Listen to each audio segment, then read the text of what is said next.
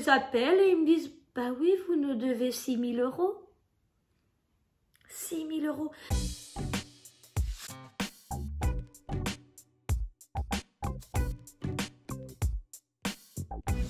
Je suis si contente de vous retrouver aujourd'hui.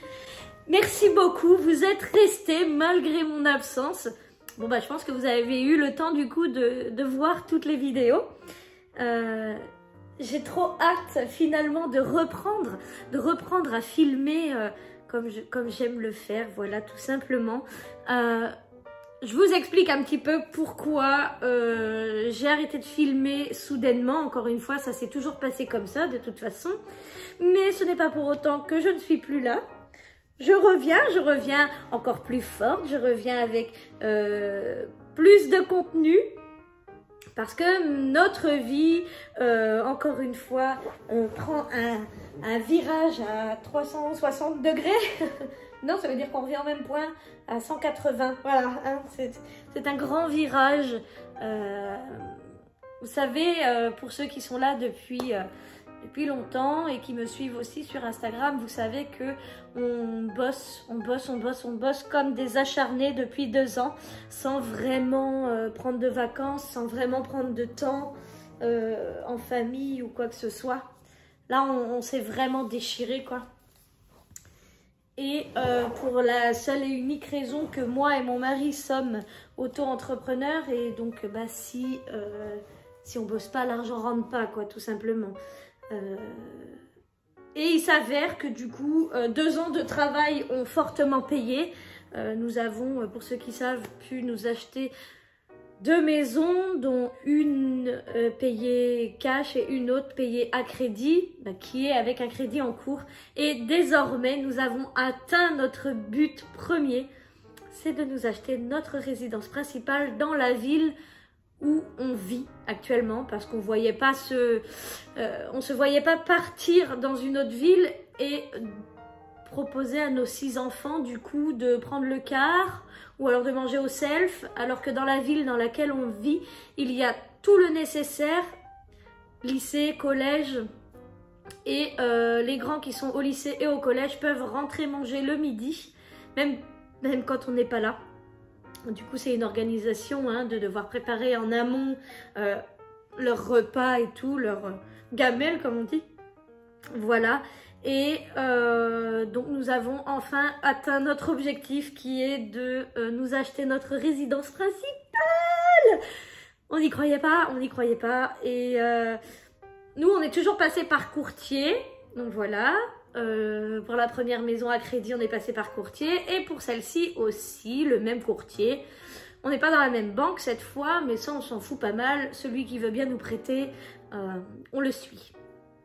Et donc la banque nous accorde le prêt. Enfin, c'était même pas encore, la banque ne l'avait pas encore accordé si vous voulez, mais nous a dit oui, votre dossier nous intéresse, on vous suit, on vous prête l'argent. Donc du coup, heureux, mais à un point, on se dit, putain, ça y est, quoi. 2 ans de boulot acharné, c'est pas pour rien. On a réussi, on est fiers de nous, quoi. Parce que c'est beaucoup de compromis, 2 ans de travail acharné.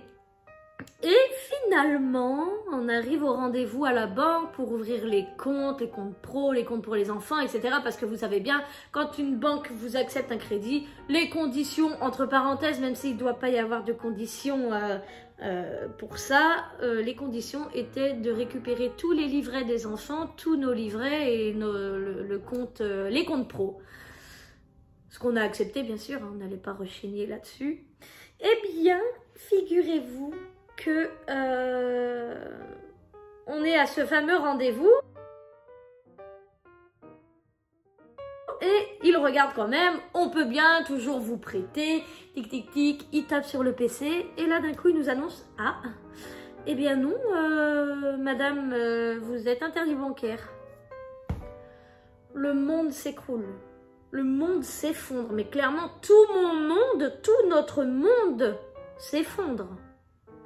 Vous n'allez pas m'annoncer à moi que je suis interdit bancaire alors que je ne fais rien qui puisse me mettre interdit bancaire. il s'est avéré que mon compte pro à la banque postale d'il y a 1 an et demi, j'avais eu des complications pour le fermer parce qu'ils avaient prélevé des frais dessus alors qu'il n'y avait plus rien puisqu'il était en cours de fermeture. Bref, ça a retardé sa fermeture. Donc, j'explique ça au banquier. Il me dit, oh bah vous en faites pas, ça doit être ça, pas de problème. Je me dis là, trop bien quoi. Trop bien. En gros, je rentre, je téléphone, c'est réglé, c'est fini, on n'en parle plus. Je rentre, je téléphone, c'est pas réglé. Non, c'est pas réglé. En fait, il se trouve que c'est une société qui s'appelle le Crédit Foncier d'il y a de ça 15 ans, où j'avais fait un crédit avec mon ex-conjoint pour une maison, mais qui a été intégralement remboursé par des assurances pour des raisons XY. La maison a été intégralement remboursée, vendue, les dettes qui restaient ont été recouvertes, etc. Donc zéro problème nulle part. Sauf que le Crédit Foncier, je les appelle et ils me disent « Bah oui, vous nous devez 6 000 €. 6 000 €. J'ai fait des pieds et des mains, j'ai contacté tout le monde, une guerre. Moi, la plus chiante du monde, j'ai été infecte. Les pauvres nanas au bout du fil, ça devait pas être de sa faute. Moi, j'en sais rien, c'est le logiciel ou j'en sais rien quoi. Mais je m'en fous en fait. J'étais en train de leur dire, vous vous rendez compte que je signe mon crédit dans 15 jours et vous êtes en train de me dire là, que ma vie est terminée, là, que je ne peux plus rien faire, là. Parce que les 6 000 € que je dois, c'est aussi les 6 000 € d'apport que je dois donner à la banque. Donc, si moi, je dois payer 6 000 € pour recouvrir une dette, éventuellement, parce que j'étais pas contre le truc qu'il puisse y avoir une dette, puisque je savais pas trop à quoi ça correspondait. Et en fait, ça correspondait à un des 3 crédits qui avaient été recouverts. J'ai fait des pieds des mains, j'ai réussi à faire annuler leur connerie. J'ai téléphoné pendant 3 jours consécutifs. Je les ai emmerdés jusqu'à ce qu'ils me lèvent l'interdiction bancaire. Il faut savoir qu'une interdiction bancaire, à partir du moment où l'établissement qui vous a fiché auprès de la Banque de France au FICP, c'est le fichier des impayés, des crédits immobiliers. Je sais plus trop, bref, vous êtes fiché parce que vous n'aurez pas remboursé votre dette de crédit ou quoi que ce soit. J'ai été à la Banque de France et tout, et la Banque de France m'a dit, à partir du moment où l'établissement va nous faire la demande de vous déficher au FICP, nous, toutes les nuits, le logiciel se met à jour. D'accord? Donc retenez bien ça, toutes les nuits, le logiciel de la Banque de France se met à jour. Donc du coup, le lendemain matin, ils ont toutes les nouvelles demandes. Alors que quand j'étais avec le Crédit Foncier au téléphone, ils m'ont dit « Ah oui, mais les fichiers, ça se met à jour tous les 2 mois. » Ah là, je lui ai dit « Écoutez madame, j'étais au rendez-vous hier. Croyez-moi, j'étais une lionne. C'est mort en fait. Vous n'allez pas m'empêcher d'évoluer dans ma vie, c'est mort. » Enfin bref, voilà quoi. Vous comprenez un petit peu mes nerfs, mon excitation, mon tout quoi. J'étais folle. Et 3 jours consécutifs à les emmerder, mais il n'y a pas d'autre mot, hein, désolé, mais il n'y a pas d'autre mot. Et finalement, ils ont tout simplement très vite compris qu'il fallait pas jouer avec moi parce que sinon je montais jusqu'à Paris, je voulais rien savoir. On montait à Paris, on rentrait dans les bureaux avec nos enfants et on se serait installés. Et on aurait dit maintenant, vous nous défichez ou on dort là. Eh ben voilà, je suis désolée, vous gâchez mon avenir, je vais gâcher votre journée, moi je vais gâcher votre soirée, moi je sortirai pas de là. Enfin bref. Donc du coup, il se trouve que tout s'est bien terminé, mais ça nous a mis un tel coup, mais incroyable. Oh, un téléphone. Je ne sais plus où j'en étais, en tout cas, tout est bien, qui finit bien. Nous avons signé l'offre de prêt, nous avons la maison dans 1 mois, voilà. Ça, on reverra ça d'ici là parce que la date n'est pas encore tout à fait fixée. Mais en tout cas, à la mi-février, nous avons les clés de notre maison.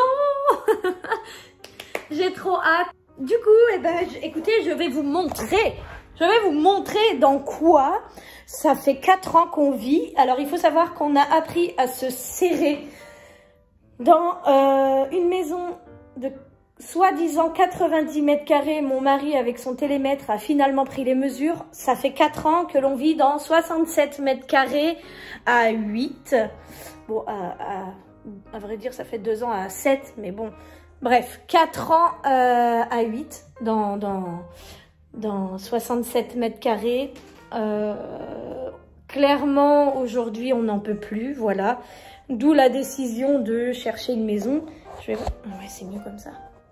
D'où la décision de chercher une maison. Et cette maison va pouvoir accueillir tous mes enfants dans une seule chambre. Chacun. Chacun aura une chambre. Et donc, c'est juste... Voilà, c'est tout ce dont les parents peuvent rêver pour leurs enfants, c'est leur offrir leur intimité. Et nous, bah ça y est, on a réussi, bordel, on a réussi. Bon, j'arrête de parler parce que sinon je vais faire que ça, sauter dans tous les sens et tout, bref. Il y en a pour qui c'est insignifiant, l'immobilier, avoir sa maison, être propriétaire, etc. Et il y en a d'autres pour qui bah, ça fait vivre, ça fait vibrer, et c'est notre cas, quoi. Donc voilà, bref. On fait le tour ensemble. Allez, je vous montre. Alors, il faut savoir qu'il n'y a plus de lit. On a tout dégagé. Là, mes enfants sont sur les matelas parce qu'on va rapidement, en fait, éliminer tout ce qui ne nous sert pas. Tous leurs nouveaux lits et nouveaux matelas sont déjà en bas, en carton, ou alors dans l'autre maison qu'on a achetée et qui est déjà un petit peu meublé. Donc du coup voilà, ici, bon après vous avez déjà vu ces endroits-là. Ici on a le salon, voilà, donc c'est assez petit, mais le salon qui est communicant directement avec la cuisine. Donc on n'a vraiment pas énormément d'espace. Voilà, alors actuellement, je vais pas vous mentir, c'est un gros bordel, c'est un gros chantier. On est en plein carton et tout, voilà.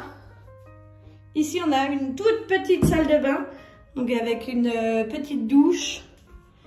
Et voilà, toute petite salle de bain comme ça. Et ensuite, alors comme ça, on a une première chambre ici. Bon, voilà, on est en train de tout ranger, tout nettoyer. Donc, on a posé ici un grand sommier parce que les trois grands vont avoir un lit double du coup. Voilà, et donc on est un petit peu en train de tout ranger, modifier. Et monsieur, il est où lui? C'est monsieur Serpent. Je sais pas si vous le voyez là. Oh bah oui, on voit sa tête. Bon bah je verrai bien au montage si vous le voyez. Il s'appelle Alphonse. Il est beau. Bref, je m'extasie. Donc là, on a mis les 2 garçons.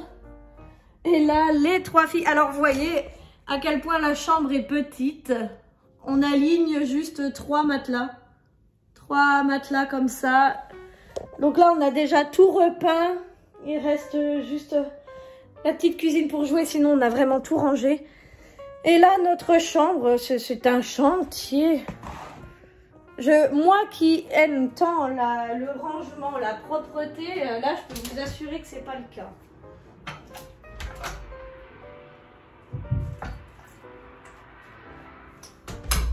Hop. Hop, et voilà. Je fais genre un peu. Ici, il nous reste un petit bout de bureau parce que l'autre on l'a enlevé, on a déjà commencé à tout ranger. Là, notre lit et juste ici, le lit de la petite. Voilà, c'est tout. C'est tout, c'est tout. Voilà dans quoi on vivait.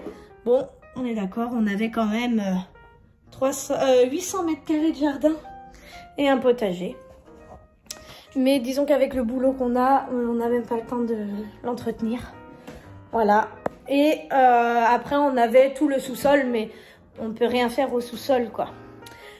Donc voilà, voilà, je suis contente de de vous annoncer que vous allez nous suivre dans notre quotidien, dans la nouvelle maison, les travaux, la vie avec les travaux, s'occuper des enfants malgré les travaux et tout. Enfin, ça va être... on va partir sur une année bien chargée encore. Voilà, mais moi je pense que quand vous avez des rêves, il faut vraiment vous donner à fond pour les réaliser et ça finit toujours par payer quoi. Attends. Hop, ça finit toujours par payer quand on sait ce qu'on veut et quand on sait où on va. Voilà. Et quand on est deux, c'est encore mieux. Enfin voilà, je vais cuisiner parce que je récupère les enfants tout à l'heure, moi, dans 1h15. Et je vous dis à très vite, voire même peut-être même à demain, peut-être même après-demain, on ne sait pas. Voilà. En plus, j'ai plein de recettes à vous partager et tout. Enfin, j'ai tellement hâte. Alors, on est un petit peu aussi dans l'envie de rien faire, d'attendre. On est là, on attend en fait. Vous voyez ce que je veux dire? Ça va bientôt évoluer. Ah, j'ai trop hâte. Bon, moi sur ce, je vous laisse. J'ai quand même un petit peu de boulot, faut que je fasse à manger. Et on se retrouve très vite, c'est promis.